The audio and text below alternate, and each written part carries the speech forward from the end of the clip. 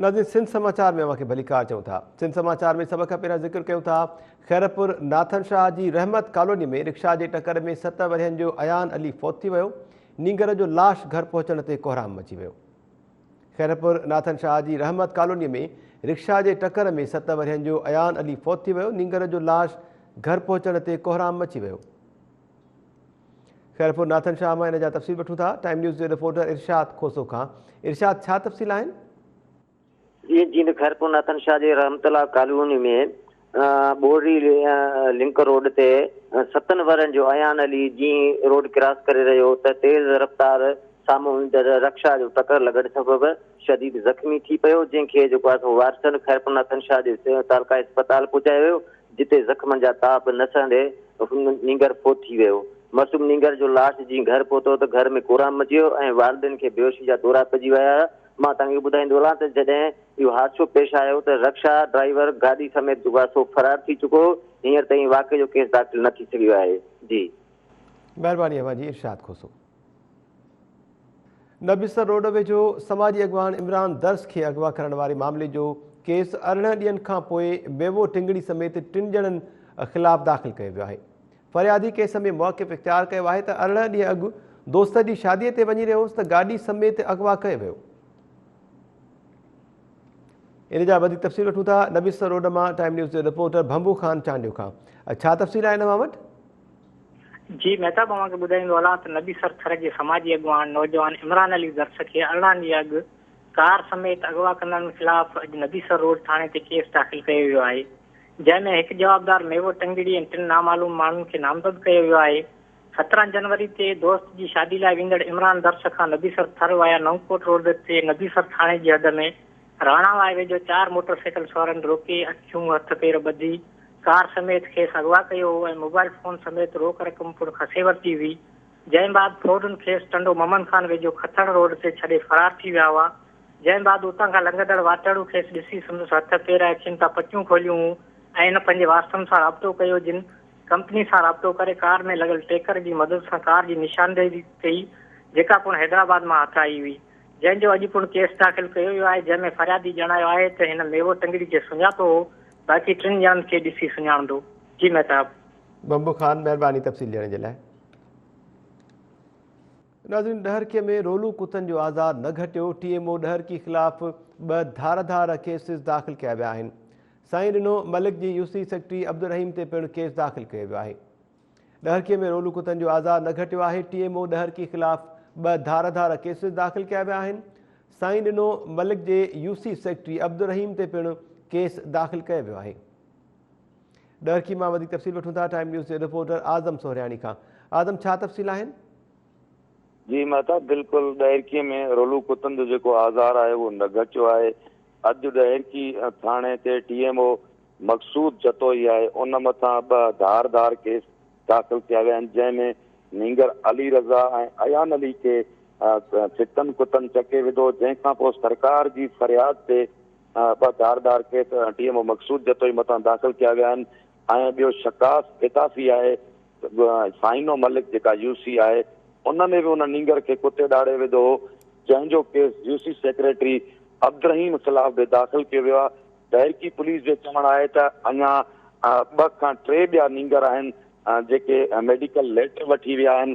अॼु राति 2 ॿिया केस TMO डहरकी मक़सूद अमन जतोई ख़िलाफ़ उहे बि दाख़िल कया वेंदा। जी महिरबानी अवांजी आज़म सोहरियाणी।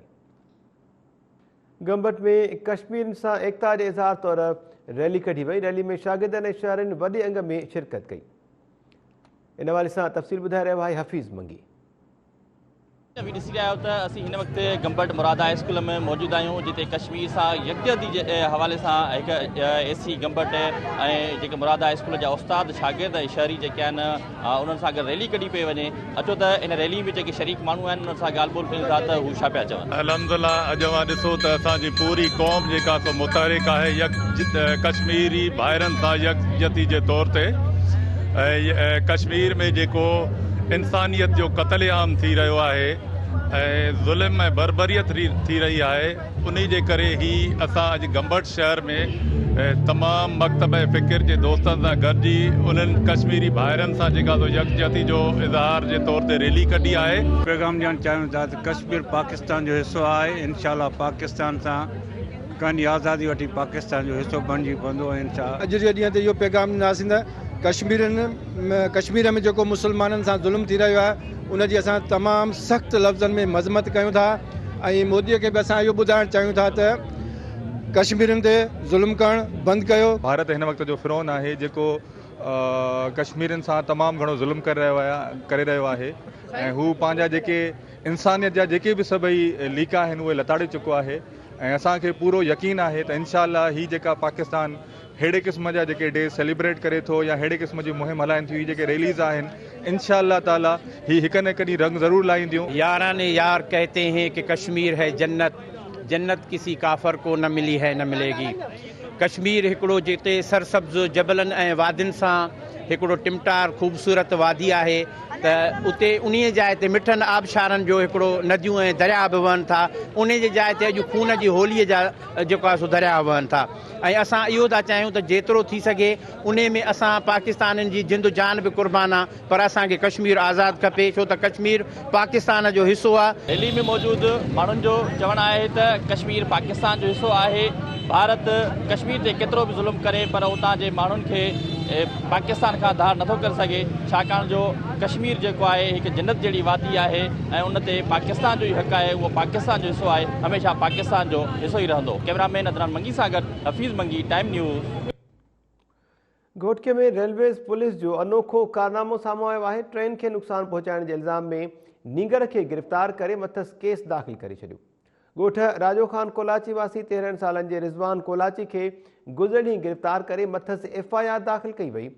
रेलवेज़ पुलिस मूजिबि नीगर ट्रेन खे पथर हयो जंहिं सबबु खेसि गिरफ़्तार कयो। रिज़वान कोलाची जे वारिसनि जो चवणु आहे त नीगर ज़हनी तौर कमज़ोर आहे। पथर हणंदड़ छोकिरा भॼी विया। पुलिस खानापुरी करण जे लाइ रिज़वान खे पकड़े अज़ियत जो निशानो बणायो आहे। इन जा वधीक तफ़सील वठूं था घोटकीअ मां टाइम न्यूज़ जे रिपोर्टर माजिद अली संगड़ खां। माजिद अली, छा तफ़सील आहिनि? जी बिल्कुलु महताब, ही घोटकी भरिसां ॻोठ राजो खान कोलाची जे रहवासी कोलाची बिरादरी जे माण्हुनि आसिफ अली कोलाची, निसार अहमद कोलाची, अमानल्ला कोलाची ऐं ॿियनि एहतजाज कंदे दायो आहे त 13 सालनि जे मासूम भाउ रिज़वान कोलाची खे बीठल ट्रेन खे पथर हणण जे इल्ज़ाम में रेलवे पुलिस एहलकारनि गिरफ़्तार करे घोटकी पुलिस हवाले कयो। मथां FIR बि दाख़िल कराए छॾी आहे। पुलिस गिरफ़्तार नीगर रिज़वान कोलाची खे ज़हनी अज़ियत जो निशानो बणाए रही आहे। मासूम नीगर रिज़वान अहमद कोलाची खे रोहिड़ी रेलवे मुंतकिल उन मथां उनजी कोरोना वायरस जी टेस्ट करण जे लाइ उनखे सखर सिविल अस्पताल में मुंतकिल कयो वियो जिते उनजी हालत भी ख़राब थी वई हुई। एहतजाज कंदड़ कोलाची बिरादरी जे माण्हुनि जो वधीक चवणु हो त रिज़वान कोलाची ज़हनी तौर ते कमज़ोर आहे, खेसि कंहिं ॻाल्हि जी सम्झ न आहे इहो ट्रेन खे कहिड़ो नुक़सान पहुचाए सघे थो। ही ट्रेन जेको आहे जेकी उते रेलवे ट्रैक ते बीठल हुई ऐं उते भरपासे जे ॻोठाणा आहिनि जेके रहवासी माण्हू आया जेके ॿारड़ा हुआ उन्हनि जेको आहे रेलवे ट्रेन खे पथर हणण जी कोशिशि कई। उन दौरान जेके पथर हणंदड़ जेके छोकिरा हुआ उहे त फरार थी पर पुलिस हिननि जे जेको आहे नौजवान खे गिरफ़्तार करे उन मथां केस बि दाख़िल कयो आहे। इन हवाले सां कोलाची बिरादरी जे माण्हुनि एहतजाज कंदड़ जे कोलाची बिरादरी जा माण्हू आहिनि उन्हनि जो चवणु आहे त अगरि मासूम नीगर रिज़वान कोलाची खे कुझु बि थियो त उन जो केस घोटकी ऐं रेलवे पुलिस एहलकारनि मथां दाख़िल करायो वेंदो। एहतजाज कंदड़ कोलाची बिरादरी जे माण्हुनि वस वारनि खां अपील कई आहे त फौरी तौर ते गिरफ़्तार कयल नीगर रिज़वान कोलाची खे फौरी तौर ते आज़ाद करायो वञे। जी महताब, महिरबानी अवांजी माजिद संगर। हैदराबाद में बहार जी आजियां लाइ गुलनि जी नुमाइश शुरू थी वई आहे। 3 ॾींहनि ताईं जारी रहंदड़ नुमाइश जो इफ़्तिताह कमिश्नर मोहम्मद अब्बास बलोच कयो। नुमाइश में मुख़्तलिफ़ क़िस्मनि जा गुल रखिया विया आहिनि। हैदराबाद में इन जा तफ़सील वठूं था टाइम न्यूज़ जे रिपोर्टर फैज़ खोसो खां। फैज़, छा तफ़सील आहिनि अवां वटि? जी बेटा, हैदराबाद में बहार मुंद जी आजियां लाइ 4 ॾींहनि लाइ गुलनि जी नुमाइश लगाई वई आहे। ज़िले इंतज़ामिया पारां गुलनि जी इहा नुमाइश राणी बाग में लगाई वई जेका 7 फरवरी ताईं जारी रहंदी। नुमाइश जो इफ़्तिताह हैदराबाद डिवीज़न जे कमिश्नर मोहम्मद अब्बास बलोच कयो। नुमाइश में 50 खां वधीक स्टॉल लगाया विया आहिनि जिन ते क़िस्म क़िस्म मौसमी ऐं दाइमी गुल रखिया विया आहिनि जिन खे ॾिसण लाइ शहरियुनि जी बि वॾी रश लॻल आहे। नुमाइश जे मौक़े ते ॻाल्हाईंदे कमिश्नर हैदराबाद चयो त हैदराबाद शहर खुलियल फ़िज़ाउनि ऐं ख़ुशबूदार हवाउनि जो शहर आहे पर कोरोना सबबि शहर में सैर ऐं तफ़रीह जूं सरगर्मियूं घटिजी वियूं आहिनि। अहिड़ी सूरत हाल में बहार जी मौसम जी आमद के नज़र में रखंदे SOP तहत गुलनि जी निमाइश लगाई वई आहे। हिन ॿुधायो त गुलनि जी निमाइश डिप्टी कमिश्नर हैदराबाद फवाद गफ़ार सूमरो जी निगरानी में लगाई हुई, जेका 4 ॾींहनि ताईं जारी रहंदी। गुलनि जी निमाइश जे करे शहरनि खे पंहिंजे घरां निकिरी खुशगवार माहौल में घुमण जो लुत्फ़ ईंदो। हिन माण्हुनि खे सलाह ॾिनी त कोरोना जी वबा खे नज़र में रखी SOP तहत गुलनि जी निमाइश खे ॾिसण लाइ अचनि। डिप्टी कमिश्नर हैदराबाद फवाद गफ़ार सूमरे जो चवणो त गुलनि जी निमाइश जो मक़सदु आवाम खे तफ़रीह फ़राहम करणु आहे। हिन आवाम खे अपील कई त हू ज़िले इंतज़ामिया तरफ़ां लॻायल निमाइश में वधि खां वधि शिरकत करे तफ़रीह हासिल कनि। निमाइश में क़िस्मे क़िस्मे जा गुल लॻल आहिनि। महताब ऐं शहर जे मुख़्तलिफ़ इलाइक़नि मां माण्हू पंहिंजी फैमिली सां गॾु इन निमाइश खे ॾिसण लाइ अची रहिया आहिनि। महिरबानी अवां जी फैज़ कोसो। नाज़रीन, सकरन जे निजी स्कूल में साइंसी मेलो मुनक़िद कयो वियो। मेले में शरीक शागिर्दनि ऐं उस्तादनि जो चवणु आहे त साइंसी मेला मुनक़िद करण सां ॼाण में वाध थिए थी। इन बाबति तफ़सील न्याज़ चांडियो जी रिपोर्ट में।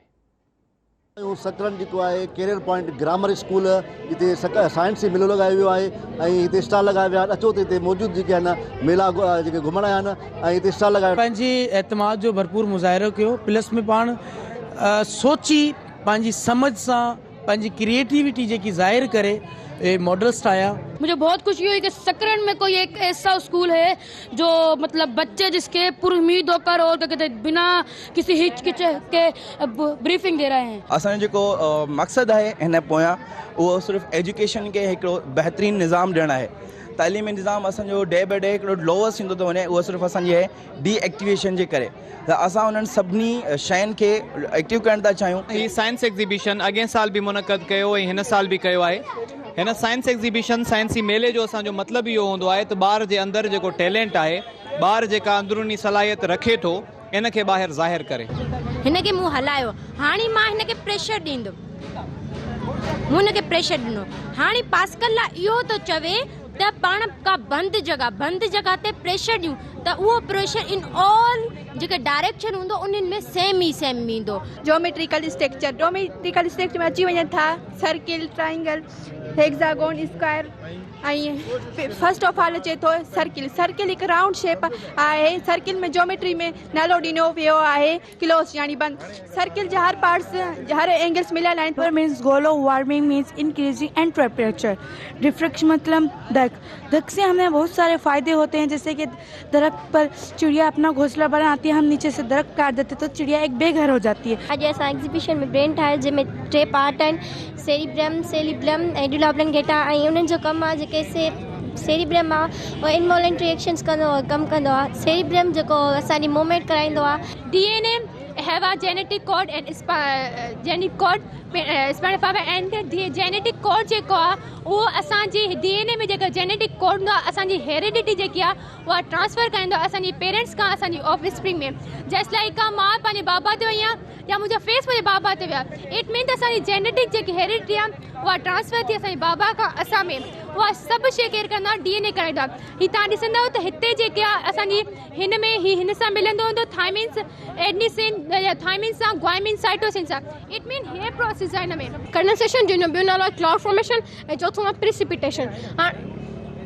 इवोपोरेशन उहो आहे जॾहिं हाणे के समुंदर आहे, ओशन आहे, सया फॉर एग्जाम्पल ओशन आहे, अगरि उनमें सनलाइट जा रेजिस पवंदा, सी रोशनी लॻंदी त हू माना लिक्विड मां गैस में चवंदो वेपर्स निकिरंदा। वेपर्स निकिरंदा मतिलबु उहो को और इवोपोरेशन जो प्रोसेस थिए पियो। हिकिड़ो उहो प्रोसेस आहे ऐं सेकेंड असांजो इवोपो ट्रांसपायरेशन। माइटोसिस में 4 फेज़ ईंदा आहिनि, प्रोफेज़, मेटाफेज़ ऐं एनाफेज़। जंहिंमें पहिरें फेज़ में स्केरियोकाइनेसिस थींदी आहे ऐं उनजे अपोजिट लास्ट फेज़ ते cytokinesis थींदी आहे। My name is Benazir Bhutto from 8th class. Today my topic is cell division, the multiplication of new cells which takes place by a process called cell division. There are 2 types of cell division, mitosis and meiosis. First of all, I tell about mitosis. In mitosis, the parent cell divide into 2 daughter cells. In meiosis, parent cell divide into 4 daughter cells. ये वनदान ये सब खत्म थींदा आहिनि। ये खत्म छो थींदा आहिनि? छो त छावे में परे माना सिद्ध जेको आहे उन रोशनी कोन अची सघंदी आहे, वाटर कोन हूंदो आहे। स्कूल हिकु मॉडल ठहियो आहे, माना सभु शइ सेम आहे, सभु शइ सेम आहे। हीउ ॾिसो था तव्हां घर, इहो हेॾां आहे हू स्कूल जा स्टूडेंट, हू गाॾियूं, हू ऑफिस, ही टैंकी, ही झंडा, ही सॼो कुझु ई मॉडल सॼो सेम आहे। मेलो लगायो वियो आहे, उते स्टॉल लगायो आहे, उन्हनि शागिर्दनि जूं ॻाल्हियूं ॿुधियूं ऐं जेके मेला घुमण आया उन्हनि जूं ॻाल्हियूं ॿुधियूं। उन्हनि चवणु आहे त बहितरीनु साइंसी मेलो लॻो वियो आहे ऐं सकण में पहिरियों जेको आहे हीउ प्रोग्राम रखियो आहे जंहिंमें वधि मां वधि जेके आहे शागिर्दनि शिरकत कई आहे। कैमरामैन फयाज़ चांड सां गॾु न्याज़ चांडियो, टाइम। जी नाज़रीन, सिंध समाचार में ख़बरुनि जो सिलसिलो अॻिते वधायूं था। दादू में इंतज़ामिया डेटा शाख वटि कब्ज़ा छॾाइण लाइ ऑपरेशन दौरान केतिरा ई घर ऐं दुकान ड्राही पट करे छॾिया। डेटा शाख वासियुनि घर ख़ाली करण इंतज़ामिया जे नोटिस ख़िलाफ़ एहतिजाजी मुज़ाहिरो कयो। तफ़सीलूं सां फ़तह शेख जी रिपोर्ट में। जी दादू इंतज़ामिया पारां शहीद शाहजहां पार्क भरिसां डीटा शाख वटि जेके 180 ख़ानदान आहिनि जिन खे गैरक़ानूनी तौर ते गैरक़ानूनी वेठल हुअण जे तहत माना नोटिस ॾियण खां पोइ उन्हनि जे ख़िलाफ़ कार्रवाई कंदे अॼु घर ड्राहिया पिया वञनि। हिते मौजूदु जेकी माण्हू आहिनि उन्हनि पारां मज़ाहिमत कई पई वञे। असीं हिते मौजूदु माण्हुनि खां पुछंदासीं, तोड़े औरतूं जेके मौजूदु आहिनि उन्हनि खां पुछंदासीं त उन्हनि जो हिन सिलसिले में छा चवणु आहे। न कयूं हाणे चयो त तव्हांखे जुगा ॾींदासीं, असांखे न ॾिनो।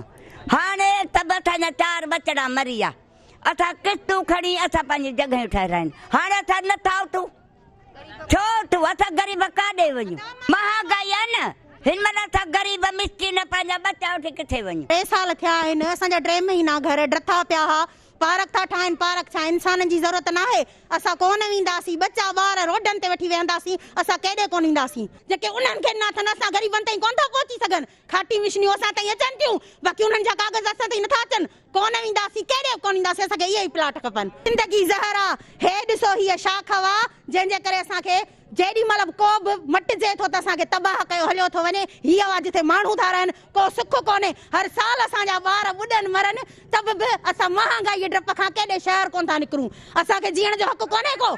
हाँ, हुकूमत वोट वठे थी त असांजे ई करे बादशाही ते वेठी आहे। भॻादार ग़रीब काॾे वेंदा? हींअर का ताक़त कान्हे का, किथां वेंदा माण्हू? घर ठाहे आहिनि, असांजा बच्चा छा दरपदर थी विया, बुखुनि ते उञूं ते असां घर ठाहे असां शहर में कोन वेठासीं, रस्तनि ते वेठासीं। असांजा ॿार मरी विया त बसि कुझु कोन थियो। 3 महीना कुझु कोन ठहियो, असां वरी वापसि कर्ज़ खणी घर ठाहियासीं। हाणे वरी चवनि था उथो उथो, असां कोन उथंदासीं। असांजे मथां भले खाटी मशीन चाढ़ीनि, असां हिते ई वेठा हूंदासीं। रस्तनि ते बुख वञे ते, हींअर असां बुख वञे ते, भले 10 ॾींहं थी वञे, महीनो थी वञे, असां रस्ते ते ई वेठा हूंदासीं। 1983 खां हिते असां वेठा आहियूं। असां एतिरो को बि रिलीफ न आहे, हिन खां पोइ असां उथारींदा। हेतिरो टाइम असांखे थी वियो आहे ऐं 2 साल अॻु असांखे उथारींदा तव्हां उथो, असां तव्हांखे प्लाट ॾींदासीं। बेनज़ीर बस्ती में तव्हांखे असां प्लाट ॾींदासीं। असां उन आसिरे ते असां उथियासीं। को बि रिलीफ का बि ॻाल्हि कोन्हे। असां पोइ काॾे वञी बचड़ा वठी, असां परेशान माण्हू काॾे वेंदा? ग़रीब माण्हू, मज़दूर माण्हू। बेनज़ीर बस्ती जा प्लाट उहे विरहाया त विया न? हा, मिलिया आहिनि। चङा माण्हू खे पंहिंजे छाड़कण में मिलिया विया आहिनि। हाँ, उन्हनि खे चङा जेके छाड़का आहिनि उन्हनि खे ॾिना अथनि। असांखे हिकु प्लाट में मिलियो आहे। 180 घर आहिनि हिते। 180 घर मां हिकिड़े घर खे प्लाट न आहे मिलियो। हिकिड़ो फुट जेको थींदो आहे न, उहो बि न मिलियो आहे। बेनज़ीर बस्तीअ में प्लाट ॾियण जो तव्हांखे चयो न, त पोइ उते प्लाट मिलिया तव्हांखे? बाबा उन में आसरो ॾिनो, हिकु माण्हूअ खे न मिलियो आहे। जो माण्हू चवे, को बि माण्हू चवे त असां हिन अब्दुल्ला पंवर खे प्लाट ॾिनो आहे, उन लाइ असां तव्हां सभिनी खे चवंदासीं असां कूड़ आहियूं, असांखे गोली लॻी वञे। हिननि खे वठियो, हिते विहारे पैसा वठी हिननि खां मनपसंदि माण्हुनि जेके पीपी जा उन्हनि जा छाड़का हुआ उन्हनि हिननि खे विहारियो आहे। छा सम्झो? ऐं विच में कॉलोनी ड्राइण जी हिन जी कई आहिनि त बा बेनज़ीर कॉलोनी तव्हांखे ॾियूं था। ग़रीबनि कंहिंखे बि बेनज़ीर कॉलोनी मां को प्लाट न मिलियो। मनपसंदि माण्हू जेके पीपी जा ऐं उन्हनि खे ई विहारियो वियो ऐं उहे ई प्लाट जेके आहिनि पैसनि ते ॾिना था वञनि। बेनज़ीर कॉलोनी साईं, इहो त सिधो सो ज़ुल्म आहे न। ऐं हिन ग़रीबनि सां को इंसाफ़ कयो वञे। हुननि जो इहो ई मुतालबो आहे त खेनि बेनज़ीर बस्तीअ में प्लाट ॾेई बेघर थियण खां बचायो वञे। ॿी सूरत में हू हितां न उथंदा, कंहिं बि सूरत में न उथंदा। तोड़े जो मथां क्रेन चाढ़ी वञे, पोइ बि असां हितां न उथंदासीं। हुननि जो इहो ई मुतालबो आहे त खेनि बेनज़ीर बस्ती या कंहिं ॿिए मुतबादिल बंदोबस्तु करे खेनि अझा ॾिना वञनि, प्लाट ॾिना वञनि, त जीअं हू पंहिंजा घर तामीर कराए उते बचनि समेत वेही सघनि। कैमरामैन दीदार शेख सां गॾु फ़तह शेख, टाइम न्यूज़ दादू। नवाबशाह में DIG शहीद बेनज़ीराबाद रेंज मज़हर नवाज़ शेख की सदारत हेठि रेंज में अमन अमान की सूरत हाल जो जायज़ो वठण ऐं डिपार्टमेंटल प्रमोशन कमेटी जो इजलास थियो। इजलास में सीनियरिटी के बुनियाद ते रेंज के 3 ड्राइवर्स हेड कांस्टेबल के ASIs MTO के उहदे ते तरक्की ॾिनी वई। इन जा तफ़सील वठूं था टाइम न्यूज़ के रिपोर्टर अयाज़ ॾाहिरी खां। अयाज़, छा तफ़सील आहे हिन मां वटि? जंहिंमां ताईं ॿुधाईंदो रहां त deputy inspector general of police शहीद बेनज़ीर रेंज मज़हर नवाज़ शेख जे सदारत हेठि रेंज में अमन अमान जी सूरत जो ज़ाइदो वठण डिपार्टमेंटल प्रमोशन कमेटी जो हिकु इजलास अॼु संदसि ऑफिस में थी गुज़रियो। इजलास में टिनी ज़िलनि जे SSP शिरकत कई। इजलास खे ख़िताब करे DIG मज़हर नवाज़ शेख चयो त रेंज में सिक्योरिटी इंतज़ाम ऐं अवाम जी जान ऐं माल जे तहफ़्फ़ुज़ खे यकीनी बणायो वञे। उन मामले में कंहिं बि क़िस्म जी लापरवाही खे हरगिज़ बर्दाश्त न कयो वेंदो। महताब इन इजलास में सीनियरिटी जी बुनियाद ते रेंज जे 3 ड्राइवरनि हेड कांस्टेबल खे ASIs MTO जे उहिदे ते तरक़ी ॾिनी वई, जॾहिं त 19 जनवरी ते DPC तहत तरक़ी हासिल करण सब इंस्पेक्टर ऐं ASIs जे स्टार वेनिंग सेरेमनी पिणु मुनक़द कई वई। बाद में पुलिस वेलफेयर कमेटी जो हिकु इजलास पिणु मज़हर नवाज़ शेख जे सदारत में थी गुज़रियो। इजलास में पुलिस ऑफिसर ऐं जवाननि जे 6 बेवान खे जहेज़ जे मुद्दे में मजमूई तौर ते 3 लख रुपयनि जा चेक ॾिना विया। उन खां अलावा 31 रिटायर्ड मुलाज़िमनि खे रिटायरमेंट ग्रांट फंड जे मुद्दे में मजमूई तौर ते 8,22,000 रुपयनि जा चेक ॾिना विया ऐं शहीद मुलाज़िमनि जे 13 नियाणियुनि खे ॾाज जे मुद्दे में मजमूई तौर ते 8 लख रुपयनि जा चेक ॾिना विया ऐं महताब पुलिस वेलफेयर जे मुद्दे में टोटल 19,22,000 रुपया ॾिना विया। जी महताब। अयाज़ ॾाहिरी, महिरबानी तफ़सील ॾियण जे लाइ।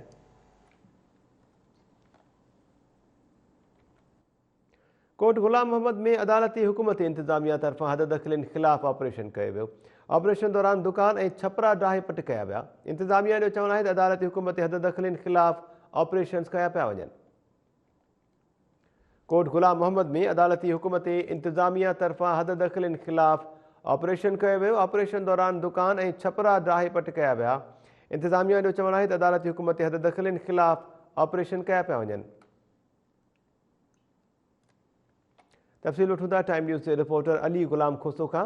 अली गुलाम, छा तफ़सील आहिनि?